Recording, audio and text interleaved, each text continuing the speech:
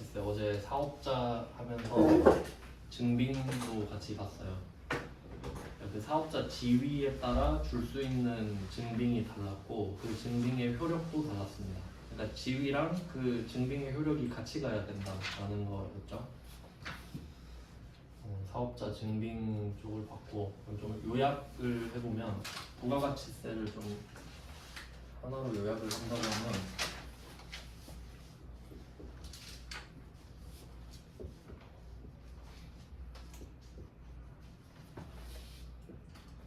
이런 식으로 요약을 해볼게요. 이때 A는 제조업자라고 하고 B가 도소매업자,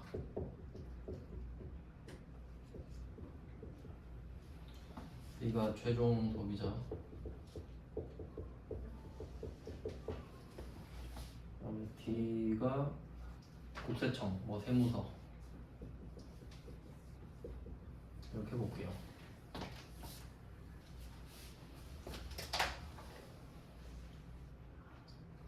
금액은 600원, 1000원 뭐 이렇게 하겠습니다. 근데 지금은 그 기준을 물건이 움직이는 방향이 아니라 부가가치세가 움직이는 방향만 볼게요. 부가가치세만. 그러면 이때 A가 B한테 600원짜리 물건을 파는 거예요. 그럼 600원짜리 물건을 주면 B는 660원을 주는 거죠. 이런 식으로 해석을 해볼게요. 그러면 이때 도소매업자가 제조업자한테 60원을 줘요. 이렇게 되겠죠?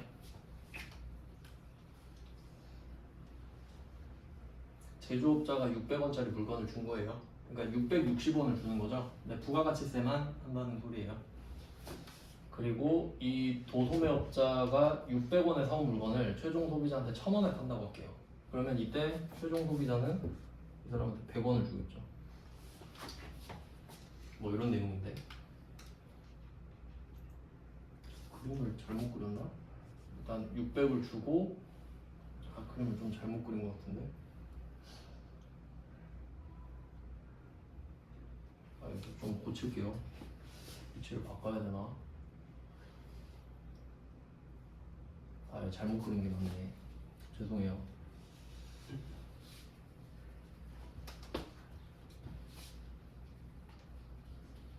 위치를 좀 바꿔볼게요.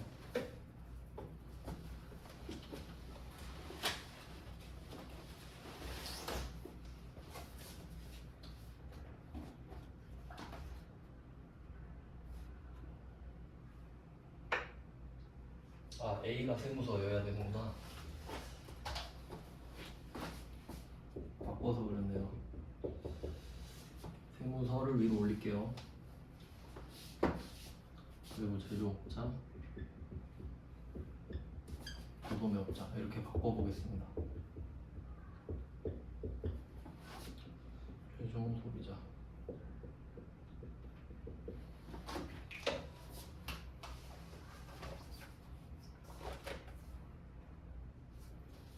그럼 다시 볼게요. 그러면 제조업자가 도소매업자한테 600원짜리를 줘요. 그러면 도소매업자는 이 사람한테 60원을 주고 그럼 이 제조업자는 세무서에 이걸 갖다 내고 이렇게 돼야 돼요. 그럼 이 제조업자는 60원을 받은 걸 낸 거죠. 그러니까 지금 이 B는 손해를 본 게 없습니다. 그리고 지금 C는 60원을 낸 상태고요. 그 다음에 A는 60원을 거둔 상태입니다. 일단은. 그리고 이 도소매업자 이 사람이 최종 소비자한테 물건을 팔잖아요. 1000원에 판다고 하면 그러면 최종 소비자한테 1100원을 받겠죠. 여기서 100원을 걷어요. 이렇게 되죠. 여기서 중요한 건 이 도소매업자거든요. 그러면 제조업자는 걷어서 60원을 내고 끝냈단 말이에요. 얘는 지금 끝났습니다. 근데 C는 60원을 받아야 되죠. 그리고 100원을 내야 되죠.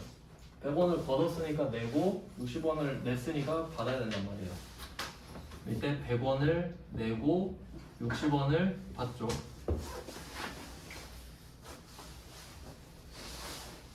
이게 중요한 거죠. 그럼 결국 도소매업자는 거둔 대로 내고 낸 대로 받고 손해본 거 없죠? 그럼 지금 이 A, B, C만 보면은 B는 손해보지 않았어요. 60원 걷어서 60원 내고, 그 다음에 C는 60원을 낸 거를 결국 돌려받고, 그럼 100원을 걷어서 100원을 냈습니다. 그럼 지금 A, B, C 아무도 이득을 본 사람도 없고 손해를 본 사람도 없습니다. 맞죠? 근데 여기서 100원을 걷은 게 있잖아요.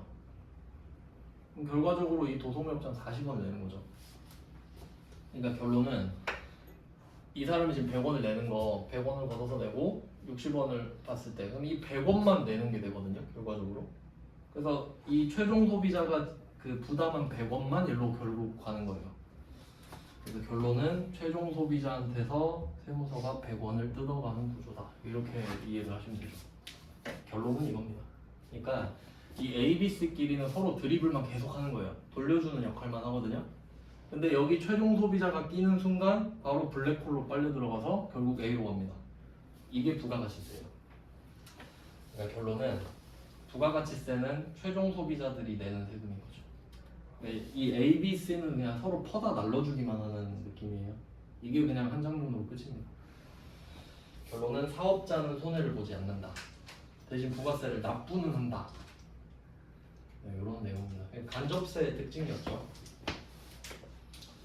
네, 이렇게 보고요. 원래는 그 부가가치세가 더 복잡한 게 많이 있는데, 네, 우리는 사실 기능적인 것만 배워요. 그러니까 어떤 증빙을 주고 받았을 때 어떻게 처리할 거냐 정도만 배우거든요. 그러니까 세법 구조 전체를 배우진 않아요. 근데 일단 이해할 수 있게 좀 설명을 드린 거고요. 어떻게 돌아가는지는 알아야 되니까. 그다음에 또 과세 기간을 설명을 드릴게요. 그러니까 어떻게 내고 어떻게 걷는지 얼마나 내는지를 설명을 드렸는데 이제 기간에 대해서 설명드렸거든요. 기간.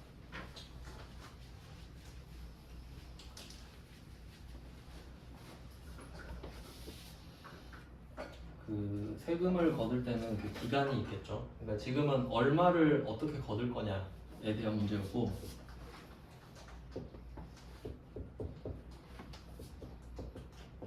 이제 언제 거둔 거를 언제 낼 거냐에 대한 얘기를 해볼게요. 얼마를 내는 건 알겠어. 그럼 이때 1월 1일부터 12월 31일이 있는데 이걸 일단 반토막을 칩니다. 1년을 반으로 쪼갠 거를 반기라고 그러죠. 앞에를 상반기라고 그러고 뒤를 하반기라고 합니다.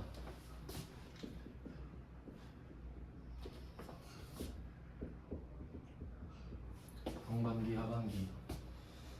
우리가 일상적으로 부르는 건 이건데 부가가치세법에서는 얘를 1기라고 부르고 얘를 2기라고 불러요. 그러니까 1년을 두 개로 쪼개는 거죠. 1기가 있고 2기가 있어요. 그럼 이때 또 반을 쪼개요. 그럼 이제 분기가 되죠. 3개월씩 쪼개는 걸.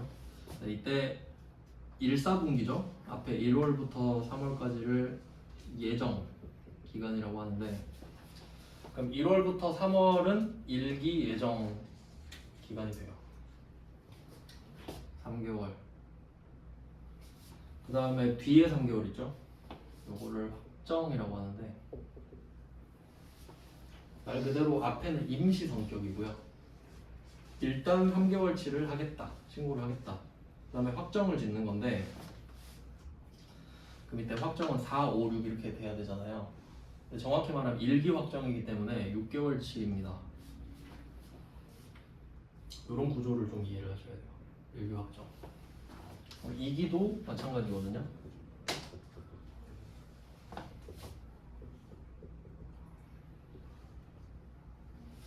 요거 이 그림을 그려드리는 이유가 뭐냐면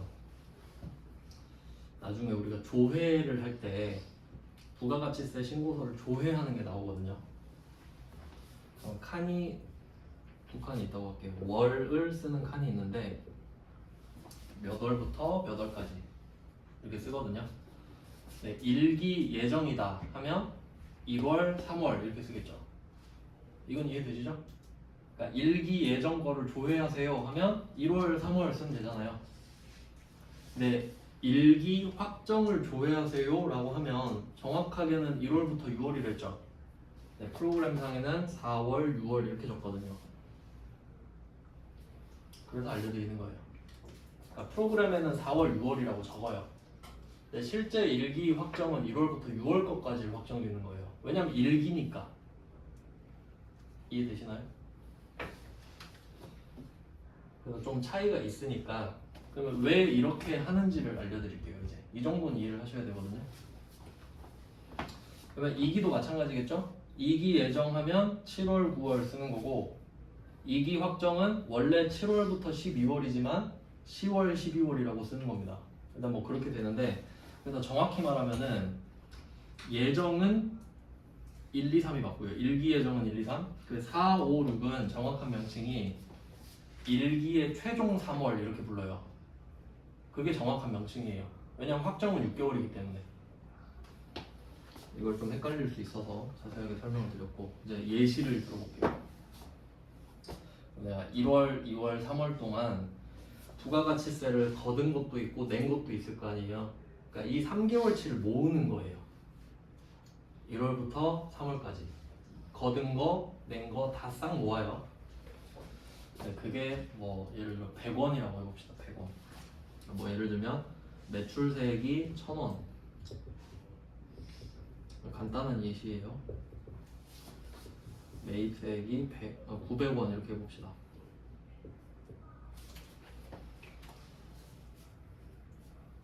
그럼 뭐 매출액은 10,000원이겠고 매입세액은 9,000원이겠죠? 지금 부가가치세만 적은 건데 그러면 우리가 결과적으로 내야 될 건 100원이죠? 매입세액 공제 받으니까 이렇게 된 거예요. 납부세액인데 이게 법인은 이렇게 4번 신고를 하거든요. 예정확정, 예정확정. 개인사업자는 또 달라요. 근데 우린 법인이니까 그럼 일단 1월부터 3월 것까지를 100원을 신고하는 거예요. 100원. 100원. 이때 100원을 신고를 하고 냅니다. 내는 것까지 해요. 신고도 하고 납부도 하거든요. 그 다음에 일기 확정이 왔어요. 그러면 우리가 1월부터 3월 것까지는 계산을 해놨죠. 이미 100원이란 걸 알고 있잖아요. 그럼 내가 1월부터 3월 것까지를 다시 계산할까요? 그러진 않지. 그냥 이걸 그대로 갖다 쓰겠죠. 그리고 4, 5, 6만 갖다 붙이는 거예요. 그냥. 근데 왜 굳이 이런 시스템을 쓰냐면 내가 만약에 이때 사실 110원을 신고해야 됐던 거야. 깜빡하고 뭐 10원을 빠뜨렸다거나 이럴 수도 있죠. 근데 말 그대로 예정이잖아요. 그러면 그 빠뜨린 걸 확정 때 하게 해준다 이거죠. 어차피 예정 확정 다 일기니까 이런 느낌이거든요. 그러면 이런 상태에서 4, 5, 6 거를 계산해 봤는데 200원이라고 할게요. 이렇게 돼요. 그리고 여기서 원래 여기 10원을 더 했어야 되는데 빠뜨린 게 있다고 할게요. 그럼 요거를 여기다가 같이 하는 거지. 여기 이런 식으로. 어차피 이거 예정 아니었냐. 내가 확정을 짓겠다 제대로. 그러니까 요런 느낌으로 가는 거예요. 그럼 결과적으로 신고할 때 총 310원을 신고하겠죠. 근데 100원은 이미 낸 거 아시죠? 하고 10원은 그때 못한 거 지금 할게요. 뭐 이런 느낌이라는 거예요. 그러니까 이런 시스템을 쓰는 거예요. 일기 확정. 이렇게 되고요. 그럼 지금 예정 때 100원 내고 확정 때 사실 200원만 내면 되죠. 그러니까 300원 마이너스 100원 이렇게 될 테니까 10원은 따로 내주고요. 그 다음에 이번에는 돌려받는 상황을 얘기해 볼게요. 돌려받는 거. 이번에는 예정 때 금액이 마이너스 100원이라고 해볼게요. 그러니까 매출세액이 1,000원인데 매입세액이 1,100원인 거야. 그럼 더 냈을 수도 있죠. 사업 초기에는. 그럼 마이너스 100원이 뜬단 말이에요. 그럼 아까 100원이 떴을 때는 100원을 내야 돼요. 국세청은 세금을 걷는 곳이니까. 근데 예정 때 신고를 해보니까 내가 100원을 받아야 되는 거지 이제. 주세요 하니까 예정 아니냐. 확정 때까지 기다려라 라고 하는 거지. 말 그대로 예정인데 어떻게 주냐고. 확정 때 이야기하자고. 그러면 또 가봤어요. 그럼 확정까지 가봤는데 4, 5, 6, 200원이 나온 거지. 그리고 이제 신고를 하면 얼마를 신고하겠어요? 200원 신고하고 저 그때 100원 못 받은 거 있는데 이렇게 신고를 하겠죠? 그럼 결과적으로 100원만 내면 된다 이거지. 좀 약간 온도차 아시겠죠? 그러니까 내야 되는 거는 내야 돼요. 근데 받아야 되는 건 안 준다고 예정 때. 왜냐면 예정이니까. 뭐 그 정도. 어차피 도 확정 때 낼 거 있으니까 통치자고 이렇게 되는 거죠. 그래서 200원 마이너스 100원 이렇게 해서 100원을 내게 돼요. 이게 확정의 개념인 거죠. 그러니까 예정 때 것까지 고려해서 같이 하는 느낌이기 때문에 그래서 확정 기간은 6개월이라고 아셔야 됩니다. 최종 3월이라고 부르는 거예요. 그러면 뭐 이렇게 3개월씩 끊어져 있다는 걸 이해하셨으면은 이제 세법은 실제로 세금을 내기 위해 만들어낸 법이기 때문에 그럼 1월부터 3월 것까지 계산을 했잖아요. 그럼 실제적 물리적 시간을 줘야 된단 말이에요. 그래서 1월부터 3월 것까지를 4월 1일부터 4월 25일까지 신고 납부를 하게 해줘요. 1월부터 3월 것까지 걷었던 거, 냈던 거 다 정리해서 세 달치를 정리해서 4월에 신고하라 이거죠. 25일을 주는 겁니다. 그리고 만약에 25일이 뭐 토요일이다 하면 월요일까지 늘려주고 그건 당연한 거죠. 그럼 이제 확정은 4, 5, 6이죠. 정확히는 6개월이지만 끝나면 7월 1일부터 7월 25일까지 이렇게 되겠죠. 그럼 이제 아시겠죠 패턴? 이기 예정은 10월 1일부터 10월 25일. 그다음에 이기 확정은 해가 넘어갑니다.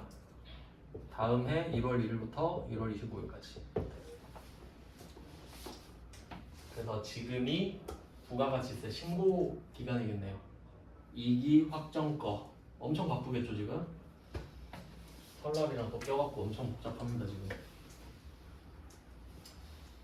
그쪽 지금 종사하시는 분들은 그 명절에도 출근해야 됩니다. 명절 끝나고 신고 기한이잖아요. 네, 이렇게 됐어요. 이 정도 아시네요. 그럼 우리가 부가가치세에서 알아야 되는 거는 그 시스템 있죠. 사업자는 손해 보지 않는다. 소비자가 부담한다. 그게 제일 중요하고, 그다음에 사업자의 지위를 나눴죠.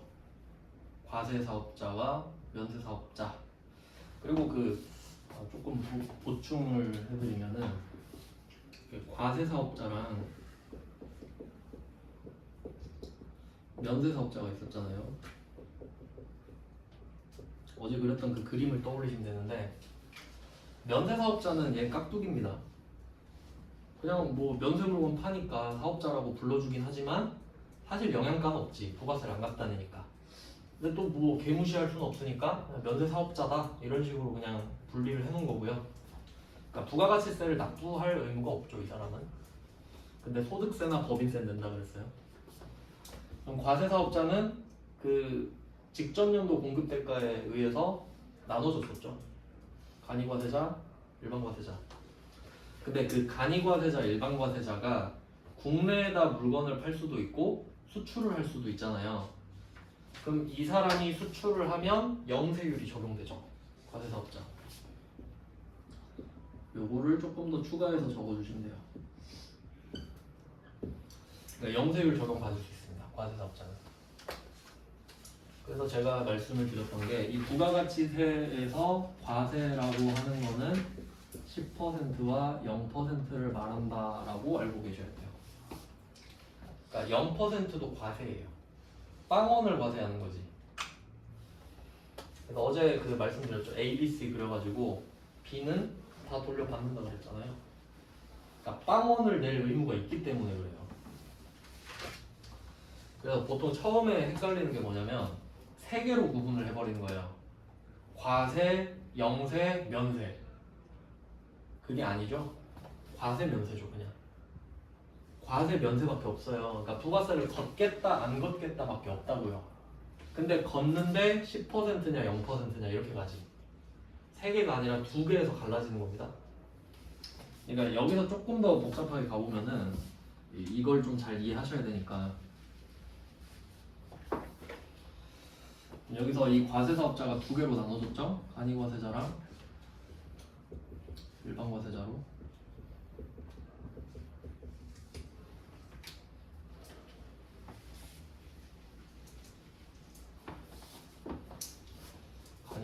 일반 과세자.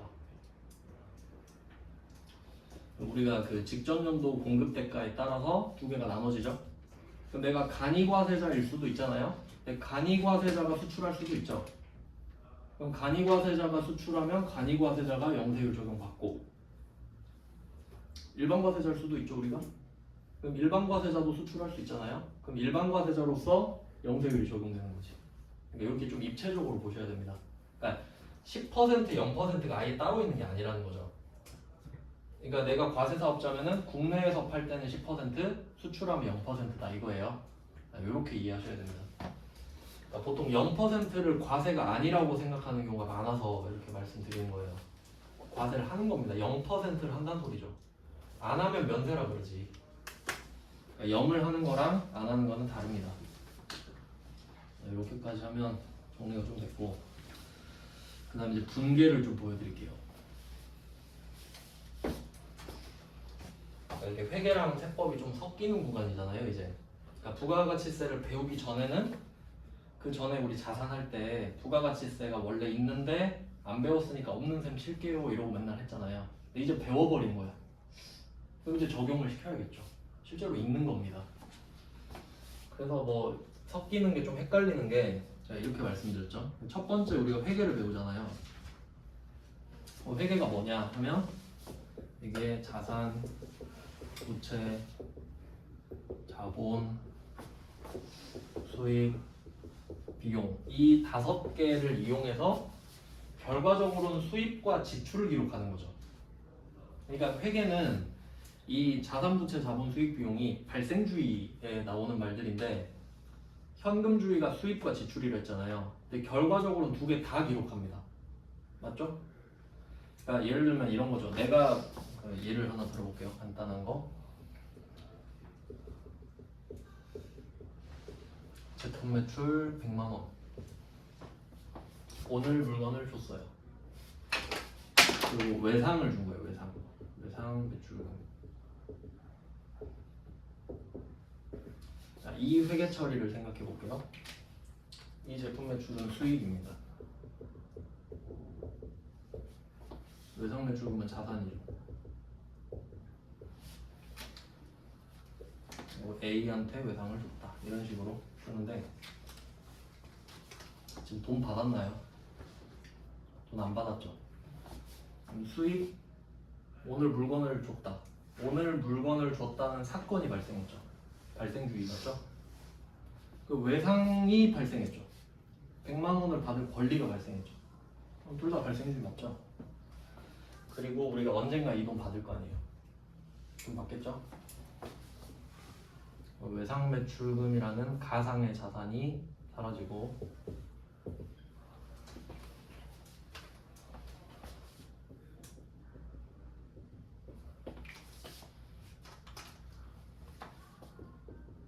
오늘 현금으로 받았다고 할게요.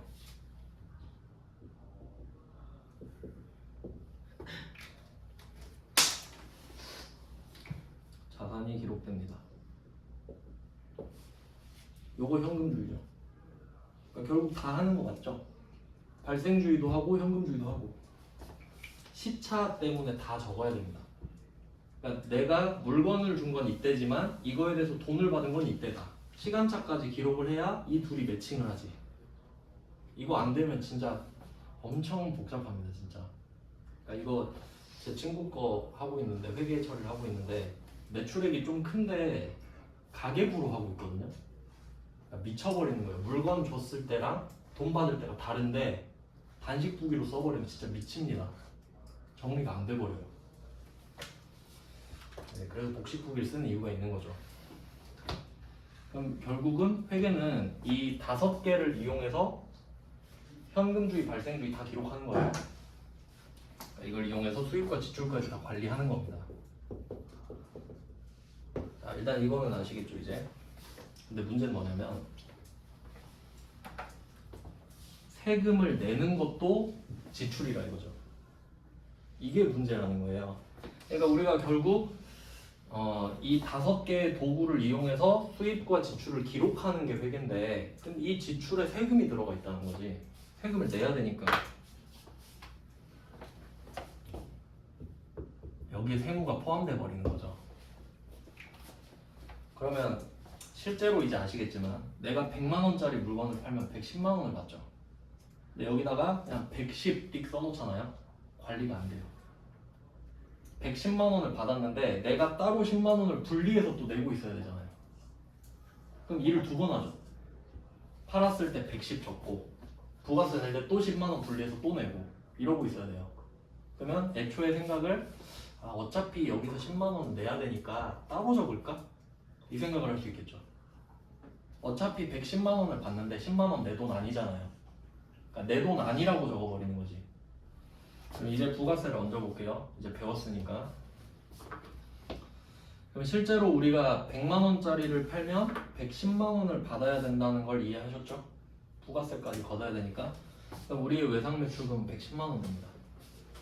A한테 110을 달라고 할 거예요. 그럼 이때 제품 매출은 100만 원이 맞아요. 왜냐면 나는 100만 원이 내 거거든요.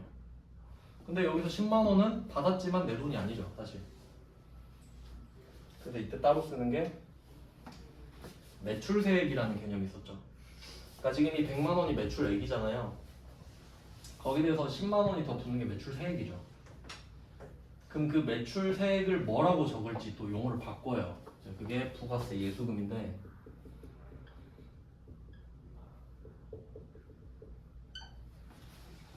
여기서 부가세는 부가가치세겠죠, 당연히. 부가가치세를 말합니다. 줄여서 부가세라고 하죠.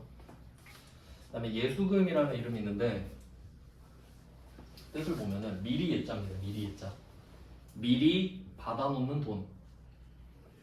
왜 미리 받아놓냐? 그러니까 얘는 뉘앙스가 있는데 예수금이라는 말이 나오면 내주려고 걷는 돈을 말합니다.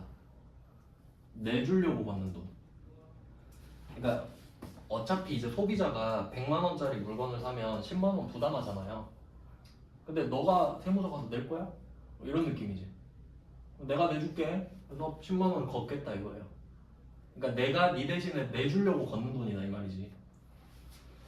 그리고 아직 배우진 않았는데 우리가 직원들한테 월급 줄 거 아니에요.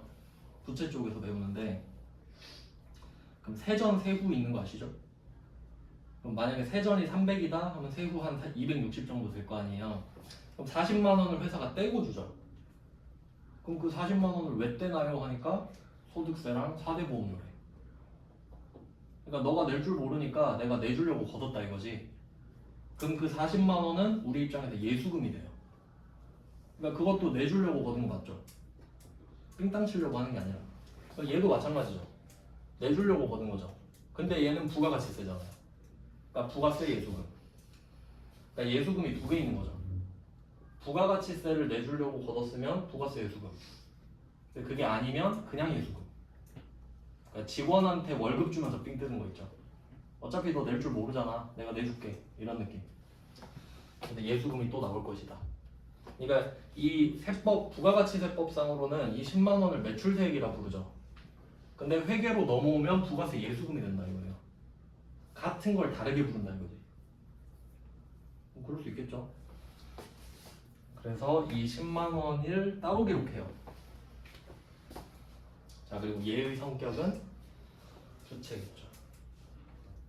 내가 110만 원을 받지만 그 중에 10만 원은 낼 돈이다 라고 기록을 해야 관리가 되는 거예요. 그럼 이 10만 원을 써버리지 않겠지. 그러니까 이걸 가계부에다가 110만 원 쓰면 10만 원 써버린단 말이에요. 그 10만 원이 뭔지 어떻게 알아? 그러니까 그게 한계예요, 가계부에. 근데 얘는 이렇게 적어버리면 110만 원이 느는 순간 부채로 10만 원이 같이 늘죠. 이 중에 10만 원은 건들면 안 된다. 이렇게 되지. 그러니까 이게 세무회계가 되는 거죠. 그러면 나중에 이 물건을 100번 팔았다고 해봐요. 100번. 그럼 제품 매출이 1억이 쌓여 있겠죠. 부가세 수금은 얼마지? 1000만 원 쌓여 있겠죠. 그럼 그냥 1000만 원 갖다 내면 된다 이거예요. 근데 단식부기는 그냥 뭐 제품 매출 110 이렇게 써버리겠지. 그럼 나중에 부가세 또 계산해야지. 이해되시죠? 그러니까 애초에 초기 세팅을 해버린다 이거예요.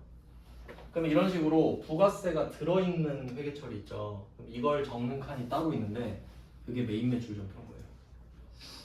지금 매출했죠. 매출했는데 부가가치세가 따로 기록되죠. 그러니까 이게 메인 매출 정도로. 물건을 사고 팔 땐 부가세가 있어요. 근데 직원 월급 줄 때 부가세 냅니까? 그럼 월급 주죠. 그럼 그건 메인 매출 점표가 아닌 거예요. 일반 점표지. 뭐 그런 느낌이에요. 그러니까 지금 메인 매출 점표는 부가가치세를 배워야 쓸 수 있다는 소리죠. 매입과 매출에 부가세가 붙으니까 뭐 이런 식이에요. 그럼 이렇게 하고 그 다음에 물건을 사볼게요. 또 이번에는 원재료를 사봅시다. 칸을 좀 잘못 잡았는데, 그러니까 제가 말씀드리고 싶은 거는 1번은 회계고 2번이 세법이다. 그러니까 결국 세법을 알아야 지출을 쓸 수 있다. 결국 이렇게 들어가니까 세법을 모르면 회계를 할 수가 없다는 결론이 나오는 거예요. 물론 회계만 배워도 할 수는 있어요. 시키는 대로만. 이렇게 하면 돼. 네 하고 할 수는 있겠죠. 근데 이해는 못한 상태로 하겠지. 그럼 답답하겠죠? 한계가 있죠. 시키는 대로만 하니까 진짜. 뭐 그런 내용이에요. 1번, 2번 이렇게 있다. 그럼 이거는 판 거고요. 이제 사볼게요. 원재료를 사는 걸로 해보겠습니다. 원재료를 80만 원짜리를 사볼게요.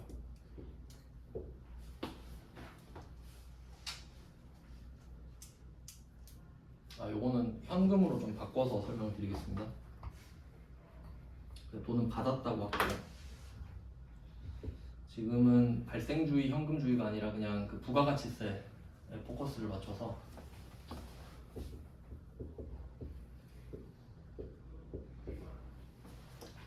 자, 그러면 우리가 80만 원짜리 원재료를 사면 88만 원을 줘야겠죠. 상대방도 부가세 달라고 그럴 테니까. 그럼 일단 원재료는 자산이고 현금도 자산입니다. 근데 이게 또 따로 적는 이유가 있겠죠. 그러니까 내가 88만 원을 쓴 건 맞는데 어차피 나중에 8만 원 돌려받을 수 있잖아요. 그러니까 돌려받을 수 있으니까 따로 기재하겠다 이거지. 관리하기 편하게. 그러면 이때 8만 원은 매입세액이겠죠. 부가가치세법상. 근데 얘는 어차피 돌려받을 수 있는 돈인데 상대방한테 8만 원을 내면 상대방이 내 대신에 세무서에 내주죠. 대급해주거든요. 그래서 부가세 대급금이라는 이름을 씁니다. 내가 내면 제가 세무서에 갖다 내주니까 부가세 대급금 8만 원 이렇게 잡힙니다. 매입세액이죠.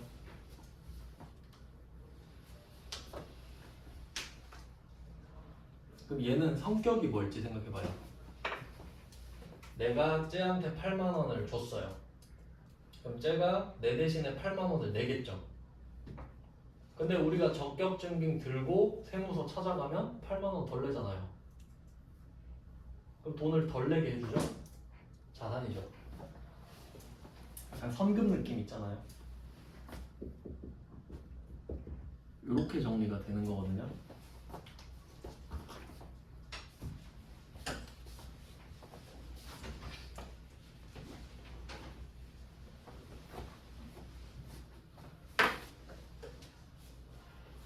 그럼 얘도 메인 매출 점표에 쓰겠죠.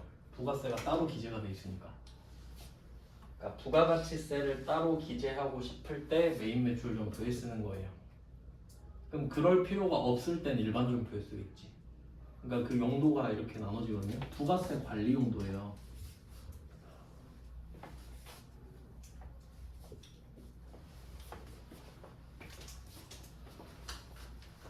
네, 이 두 개만 비교를 하면 되겠지 나중에. 그러면 만약에 이 두 개가 1월부터 3월까지 있었던 일이라고 해볼게요. 딱 두 개만 있었어요. 1월부터 3월 동안 딱 이 두 가지 사건만 있었던 거예요. 그러면 3월 말이 되면 정리를 하겠죠. 4월에 신고해야 되니까. 그럼 어떻게 돼요? 그냥 딱 장부를 보면 부가세 예수금 10만 원 딱 써있고 부가세 대급금 8만 원 딱 써있죠. 그럼 10만 원 내야 되고 8만 원 받아야 된다라는 결론이 나잖아요. 그럼 얼마 되죠? 2만 원. 이거 보고 내면 되지 그냥 2만 원. 신고를 10만 원, 8만 원, 2만 원 이렇게 하면 돼요. 2만 원 들고 가서. 이런 느낌이거든요. 그러니까 메인 매출 전표의 존재 이유는 부가가치세를 분리해주는 기능인 거예요. 그러니까 이걸 안 한다고 생각해 보시면 돼요. 그냥 88만 원, 110만 원 쓴다고 해봐요. 그럼 나중에 또 하나씩 다 보면서 11로 쪼개야 될 거 아니에요, 또. 그걸 또 해야 된다니까? 그럼 생각을 해보니까 그걸 왜 하고 있지? 그럼 차라리 사고 팔 때 적으면 되잖아. 요런 상식이 되는 거죠, 그러면. 그러니까 이렇게 하는 거지. 그러니까 이게 가계부로는 절대 이게 안 된다는 소리예요. 한계가 있어요, 한계가. 네, 뭐 이런 내용입니다. 그러니까 부가세를 분리하는 기능이 있다는 거죠. 그럼 여기 추가로 좀 말씀을 드리면 팔 때는 무조건 부가세를 냅니다. 내가 증빙을 세금 계산서를 주든 카드 전표를 주든 현금 영수증을 주든 안 주든, 그러니까 얘는 무조건이에요. 무조건 내요. 법상으로는요. 근데 이 8만 원은 무조건 돌려받나요? 그건 아니지. 적격 증빙을 받아야 되죠. 근데 만약에 내가 이걸 사는데 상대방이 세금 계산서를 못 주는 사람인 거예요. 그럴 수도 있죠. 근데 모르고 사버린 거예요. 그럼 간이 영수증을 받았을 거거든요. 그럼 이 88만 원에 대해서 8만 원을 못 돌려받죠. 적격 증빙이 아니니까요.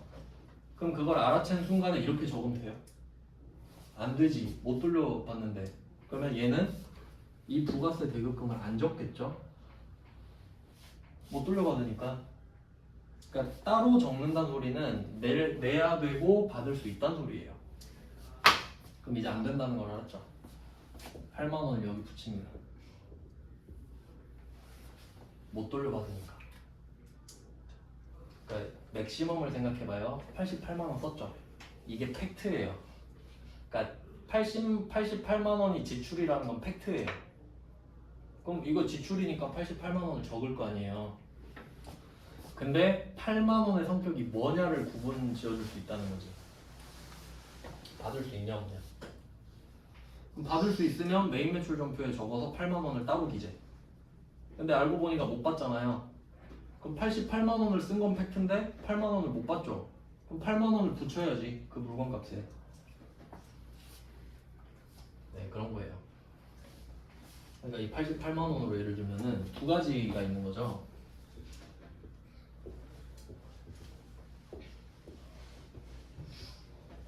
이렇게 있다고 했을 때 내가 이 8만 원을 받을 수 있냐 없냐로 가는 거예요. 그러니까 환급을 받냐 못 받냐. 이거부터 갑니다. 그럼 환급을 받을 수 있다 그러면 8만 원 받고 끝. 그러면 나는 80만 원밖에 안 쓴 거지. 8만 원은 다시 페이백 받으니까 실제로 80만 원만 나갔잖아요. 그럼 이 물건 가격은 80만 원이 되는 거예요. 맞죠? 근데 환급을 못 받을 수도 있잖아요. 그럼 못 받아도 88만 원을 쓴 건 팩트죠. 그러면 못 받으니까. 그러면 그 물건 가격이 88만 원이 돼버려요. 그럼 환급을 받았을 때는 8만 원을 환급 받고 80만 원을 쓴 거니까 이게 비용 처리가 되겠죠. 80만 원만 비용 처리가 되겠죠. 이해되시죠? 근데 내가 이 8만 원을 환급을 못 받으면 어떻게 돼요?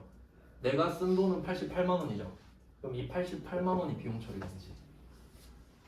이해되세요? 그러니까 부가가치세가 1번이에요. 무조건.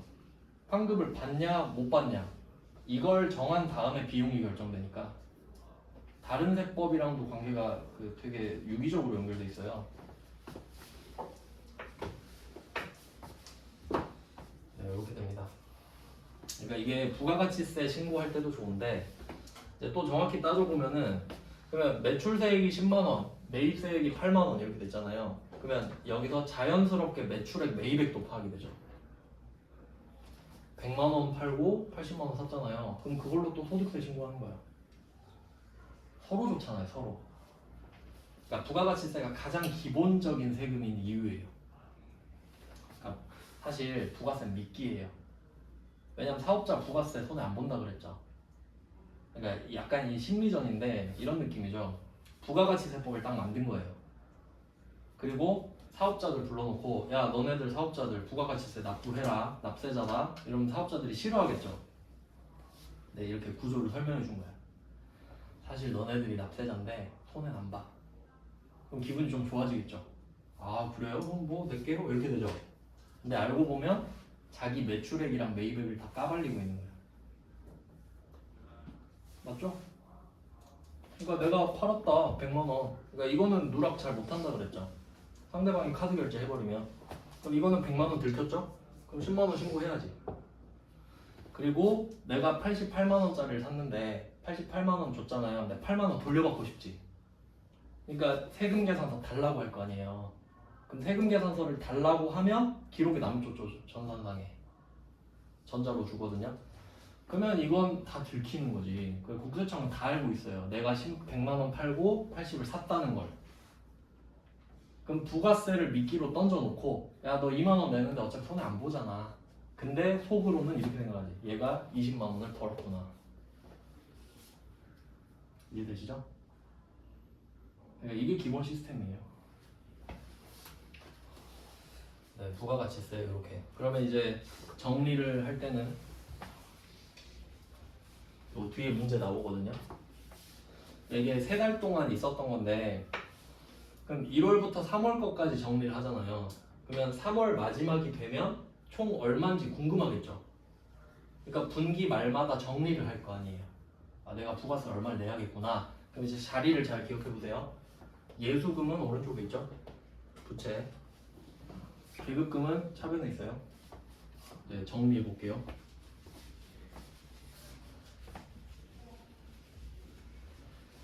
자 그럼 이걸 내야 된다라고 생각을 해보면 부가세 예수금이 오른쪽에 있었잖아요. 그럼 이거를 왼쪽으로 가야 정리가 되는 겁니다.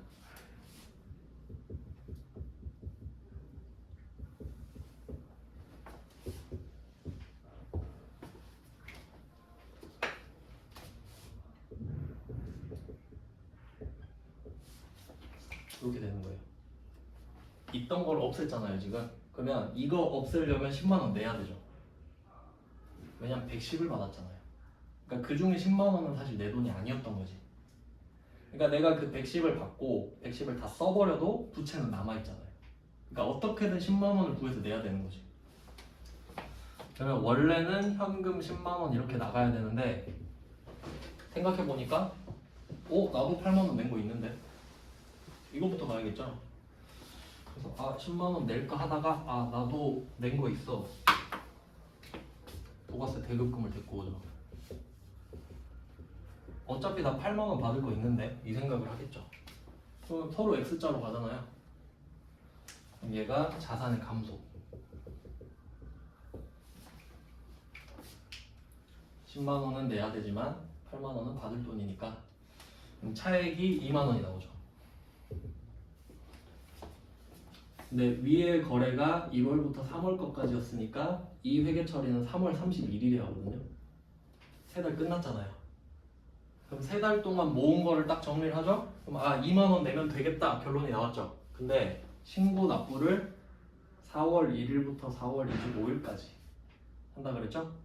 그러면 2만 원을 내야 된다는 건 알았는데 낼 수는 없어. 안 받아주니까. 그래서 전에 봤던 게 나옵니다. 미지급 세금 2만 원인 건 알아. 근데 안 받아주는데 어떻게 해요? 미지급 세금으로 달아놔야죠. 이렇게 관리를 한다는 소리예요.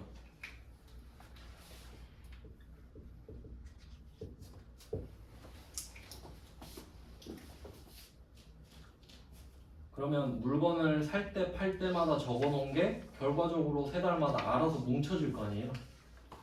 그럼 예수금, 대급금 그 금액 총액을 X자로 크로스만 시켜주면 된다는 거죠 우리는. 그럼 개꿀이죠. 이렇게 관리를 하겠다는 거예요. 네, 그래서 부가세를 배우면 메인 매출 점표를 이제 쓰게 되는 거예요. 그러니까 지금까지는 일반 점표만 했잖아요. 그러니까 이제 메인 매출 점표를 배우는 거지. 일단 이렇게 해놓고 좀 쉬다가 계속 볼게요.